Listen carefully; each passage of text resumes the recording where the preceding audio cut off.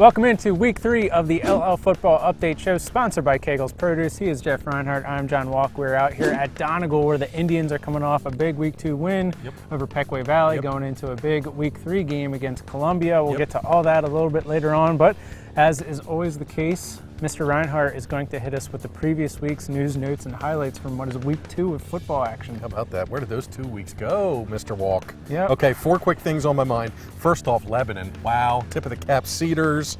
They come back and beat Elko at the buzzer. You got to love those fantastic finishes. Elko led, 9-7 late. Lebanon comes back, wins. Rodriguez to Bowers with 5 seconds left. Touchdown. Lebanon pulls it out. They beat Elko 14-9. Great win for Lebanon. They needed that, and to win it in that fashion is spectacular. Number 2, quick hitter here on each section. Number 1, how about Manheim Township from section 1? 2-0, spotted Dallastown a 7-0 lead last week, come back with 56 unanswered. Township's now 2-0. They've outscored their opponents 99-13. Is that any good? Wow. Some nagging injuries for the Streaks, but they're hanging in there and doing okay. They've only given up 45 rushing yards total in 2 weeks. And they're only giving up 155 yards a game. Gigantic game for the Streaks this week. They host Central Dauphin, rematch of the district quarterfinals last year. Semifinals. Quarters, second round. Was it? Yep. All right, you're right. Yeah, second round. 27-zip. CD won that one. Rematch Friday at Township. That should be great. Section 2 notable. How about LS? Great start for the Pioneers. They beat Penn Manor 35-0 last week. They've outscored their 2 opponents 85-6. That's a lot of math. That is. That's more math than I care to do. Only giving up 118 yards a game. LS's defense is number 1 in the league. They go for a 3-0 start on Saturday over at West York against a scuffling Bulldogs team that has not scored yet. They've been outscored 98-0. LS has outscored their opponents 85-6. Last note, there's one Section 3 team that's undefeated. You know who that is? Catholic? Lancaster Catholic. Saw them last week. Crusaders, we saw them up over the hill at Columbia. They beat Columbia 35-19. Good game. What a game, yeah. Yeah, it was a good game. Columbia played them really, really tough, and now they get Donegal here this week. Catholic 2-0. Jeff Harley made the big play last week. The punt return, 47-yard punt return for a touchdown, changed the whole complexion of the game. Catholic's only given up 37 rushing yards total in 2 weeks. Wow. That's a great stat. Crusaders defense has been good. They are 2-0. They'll go for 3-0 this week. Township LS Catholic, and great win Lebanon. You're up. All right.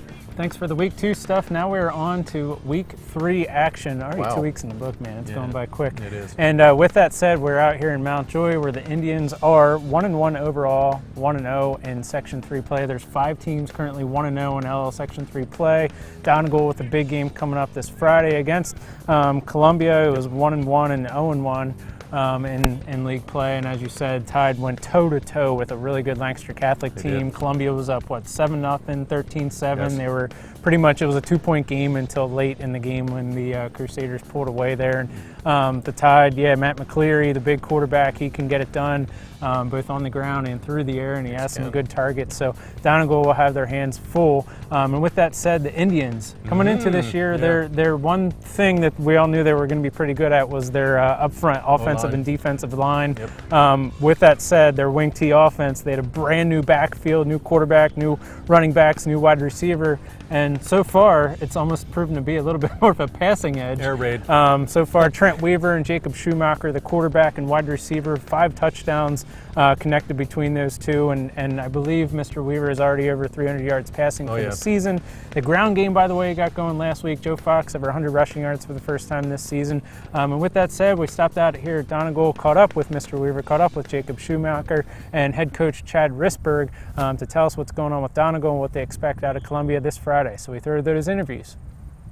All right, so what's the adjustment been to your new offensive backfield?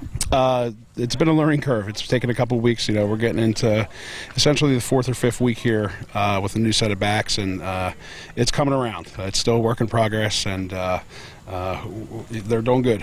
They're learning, and we're getting better each week. All right, you saw a 7-point to 56-point increase from week 1 to week 2. What changed? a little bit of our philosophy changes. We've been throwing the ball a little bit more, and the backs have gotten used to the new backs that we've had. Have gotten used to some of the things that we do, and we switched some things around on the line a little bit, which helped as well. You have a special connection with Jacob Shoemaker. You guys have done really well these first 2 games. What would you say about him, and do you rely on him, and do you rely on anyone else out on the field? He's great. He gets open almost every play. He runs right by people, and he gets open every play. Of course, I'm going to throw him the ball. But we have a great backfield, too. Fox gets open a lot. Ober's always open. So everyone does their job, and they do what they can to get open. You guys are scoring a lot together. What is it about the 2 of you that makes you guys such a successful duo? I mean, last year he wasn't the quarterback, obviously, but ever since last year ended, we've been together. Like, we were in the winter, we were throwing. We've been throwing all summer. We've really been trying to get that action going. All right, and finally, what are you guys doing to prepare for Columbia, and what kind of challenges are they presenting for you?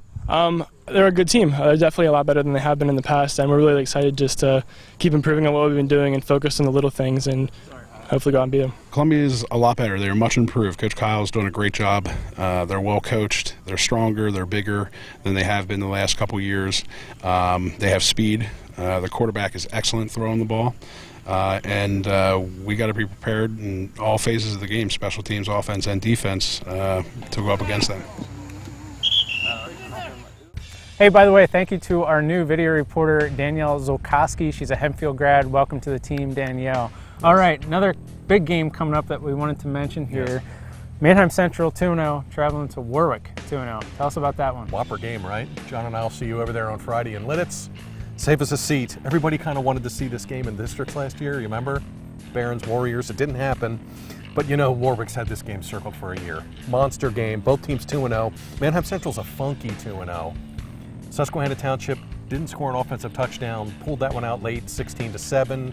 Nate Reed kicking field goals all over the place. Beat Hempfield last week, 24-14. For all indications, the Knights played them tough and made them earn it. So Central's offense has not really come around quite yet. We expect such huge things from Evan Simon, and he's playing both ways. He's playing both ways. He's playing safety now, making picks and making tackles. He leads the team in tackles. So O-line kids kind of getting their feet wet for Central. They'll be fine in a month. We never worry about the Barons. Huge game here. They go over to Lidditz. They get Warwick. Warriors are 2-0. Name the offensive category. They probably lead the LL League in it, averaging 506 yards a game already, 117 points. Joey McCracken completing 78% of his passes for 610 yards and 8 touchdowns already. No picks, no Trey Glass. Bummer news last week. We got that confirmed. Mr. Glass is done. Knee injury again, re-injured that same knee, which is a bummer for him. That's too bad. But just so many other kids are catching the ball. Schmitz and Gerhard and Adams. McCracken has so many weapons over there. It should be a fun game. Coin toss, flip it, who knows. That was a tough game to pick, but Central 27-game regular season unbeaten streak dating back to 2016. Warwick, there's no offense hotter in the league. It should be a great game. John and I will see you Friday night in Lidditz for Warwick, Manheim Central. We'll see you there. What do you got? One more game I just wanted to mention really quick. Anvil-Cleona traveling to Ephrata, 2 of the 5 teams that are 1-0 in LL Section 3, yes, so game. battle of first place teams, so keep an eye on that. Yes. By the way, there's 2 Saturday games coming up. McCaskey 0-2, trying to get that first win, going to Reading, a team that's 2-0. And then Lampeter-Strasburg, you'll be at this one. Lampeter-Strasburg 2-0, traveling to West York 0-2. Jeff talked about that a little bit earlier in the show, so we'll be covering all those games Friday and Saturday. Yes. Make sure to follow along with all of our coverage on the scoreboard page. That'll be on the front homepage of Lancaster Online every Friday, as always. Yes. Jeff will be running that Friday night. Yes. I'll be covering the Manheim Central Warwick game, but as always, LMP will have reporters out at all of the high school football games this Friday and Saturday involving LL League teams. All right, thanks to Donegal for having us out. Thanks to Danielle for joining the team. Yes. He's Mr. Reinhardt. I'm John Walk. Thanks to you guys for watching. We'll catch you next week.